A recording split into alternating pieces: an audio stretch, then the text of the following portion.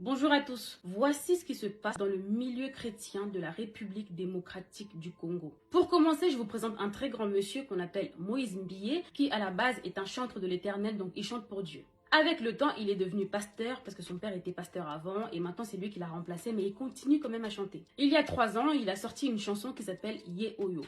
Ye Oyo, Bolingo Nanga, Ye Oyo. Cette chanson a fait un succès mondial. Quelque temps après la sortie de la chanson, la demoiselle qui joue le rôle principal dans le clip décide de venir sur les réseaux sociaux pour nous faire des révélations chocs sur le pasteur. C'est une demoiselle qui prie dans son église depuis très longtemps et elle nous dit qu'apparemment le pasteur couche avec elle depuis qu'elle est mineure. À cause de lui, elle n'est plus avec son fiancé. Elle dit qu'apparemment, je cite, le pasteur l'a fait avorter plusieurs fois et qu'à cause de ça, peut-être qu'elle aura plus d'enfants un jour dans sa vie. Il lui a fait des promesses comme quoi il allait la marier, mais que le pasteur ne tient pas à ses promesses, donc elle décide de porter plainte parce qu'elle se sent abusée. Elle dit que le pasteur a profité de sa faiblesse. Elle a donc porté plainte. Suite à ça, elle s'est fait menacer de mort. Sa famille était en danger, ses avocats étaient en danger. Au final, l'audience a eu lieu et devinez qui a gagné? Le pasteur. Bref, on tourne la page, mais on va revenir plus tard. Je vous présente maintenant un autre monsieur qu'on appelle Mike Kalambai, qui était à la base également chantre de l'Éternel, mais maintenant il est aussi devenu pasteur. Parce que oui, au Congo,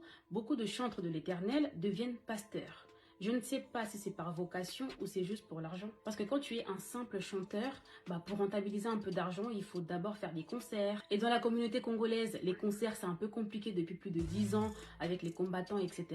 Donc tant qu'à faire, on devient des pasteurs. Comme ça, tous les dimanches, on a l'argent de la dîme. Des fois, dans la semaine, il y a aussi culte. Donc, on se fait beaucoup de bénéfices. Bref. On revient sur le pasteur Mike Kalambai. Il y a quelques années, il s'est marié avec une magnifique Congolaise vivant aux États-Unis. Suite à leur mariage, elle déménage à Kinshasa pour aller vivre avec son mari.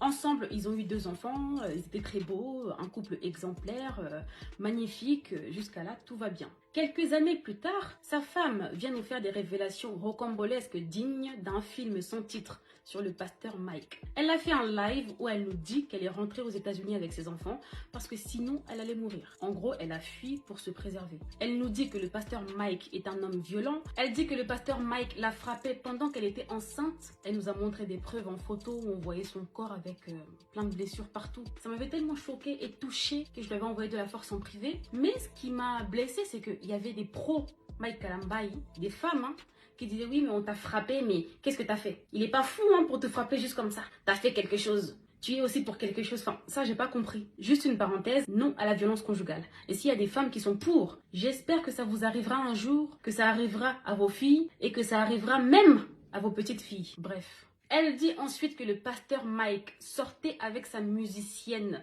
qu'il ramenait chez elle sans scrupule. Il draguait ses cousines à elle. Bref, elle en a vu des vertes et des pas mûres.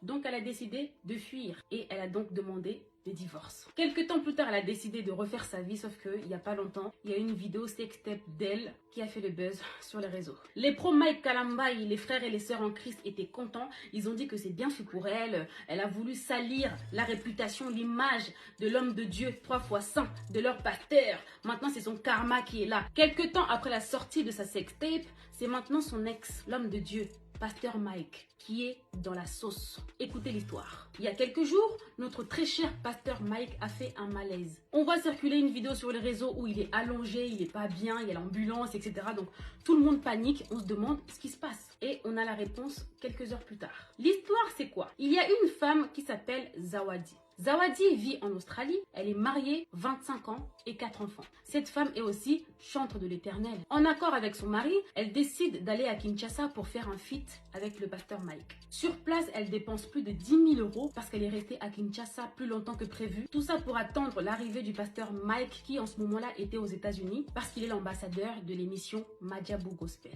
Quelques temps plus tard, le pasteur arrive à Kinshasa. Gentiment, il invite la dame à aller manger chez lui. Ils ont dîné ensemble, elle a payé 1 500 $ pour le feat. Jusqu'à là, tout va bien. Un autre jour, ils vont au studio pour enregistrer le son. Après la séance, le pasteur la dépose chez elle. Sauf que quelques minutes plus tard, le pasteur lui envoie un message pour lui dire « Tu dors ?» Elle dit « Non, je dors pas, pasteur. » Et le pasteur lui dit « Ok, je reviens te chercher. » Il était très tard la nuit.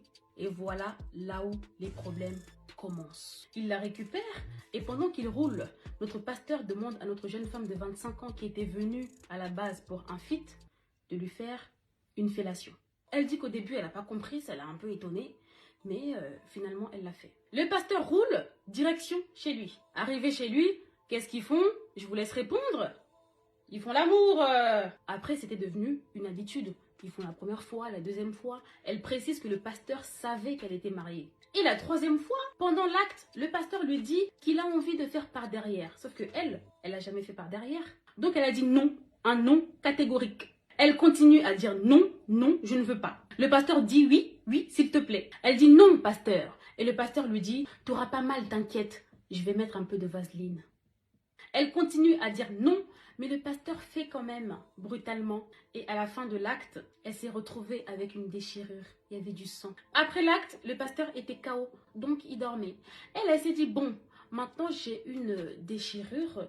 Au cas où il m'arrive un problème de santé, au moins j'aurai une preuve. Donc elle a filmé la chambre du pasteur, elle a filmé le pasteur en train de dormir, comme ça c'est une preuve au cas où il y a un problème. Tout ce que je vous dis, elle l'a elle-même expliqué dans un live sur Instagram. Après son séjour à Kinshasa, elle décide de rentrer chez elle en Australie. La vérité éclate sur la toile, son mari est au courant de tout. Ils décident de mettre un terme à leur mariage. Donc actuellement, elle est divorcée à cause de tout ce qui s'est passé avec le pasteur Mike. Et juste un petit détail, pendant qu'elle était à Kinshasa, elle a fait des vidéos avec un chantre de l'Éternel, un homme de Dieu qui s'appelle Michel Bakenda. Et apparemment, elle a aussi fait des bails avec Michel Bakenda. Michel Bakenda lui-même, il a aussi fait un scandale il n'y a pas longtemps. Il y a une vidéo de lui qui a circulé il n'y a pas longtemps sur les réseaux où on voyait son sexe. En fait, il draguait une fille sur FaceTime, donc il lui montrait son sexe.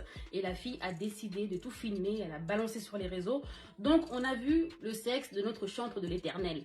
À part ça, il y a un autre pasteur qui est aussi prophète au nom de Joël Francis Tatou qui fait parler de lui actuellement. Il y a un vocal WhatsApp qui a fuité où on entend notre prophète parler à un homme qu'il appelle chéri, en lui disant « Depuis que je suis là, tu ne veux pas me voir. Si tu ne veux pas de moi, dis-moi. Je dois aller prêcher, mais j'arrive pas parce que tu me manques ou je sais pas quoi. » Je précise que le prophète était marié. Il est maintenant divorcé et on apprend qu'en vérité, il est homosexuel. Toujours en parlant de notre prophète, le dimanche à l'église, il a fait une prophétie de ouf. Il a dit qu'il y avait un jeune homme qui était là, qui était sorcier. Le jeune homme en question, il a confirmé et affirmé tout ce que le prophète disait. Donc l'église était en extase, tout le monde était là. Wow, notre prophète, il est trop fort, c'est l'homme de Dieu.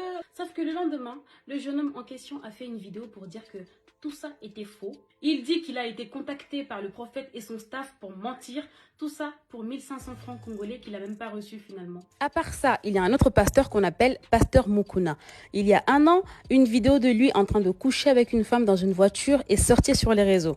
Il dit que c'est pas lui et que c'est juste des gens qui veulent le déstabiliser qui ont fait ce montage. Sauf que il y a une demoiselle qui vient nous faire des révélations choc en disant que dans cette vidéo, c'est bel et bien lui et c'est avec elle qu'il est en train de coucher. Elle aussi décide de porter plainte contre le pasteur parce qu'elle dit qu'apparemment le pasteur l'aurait violée plusieurs fois dans son bureau et qu'il a profité de sa faiblesse parce qu'elle venait de perdre son mari, que le pasteur connaissait très bien d'ailleurs. Donc elle a porté plainte. L'audience a bel et bien eu lieu et devinez qui a gagné? Le pasteur.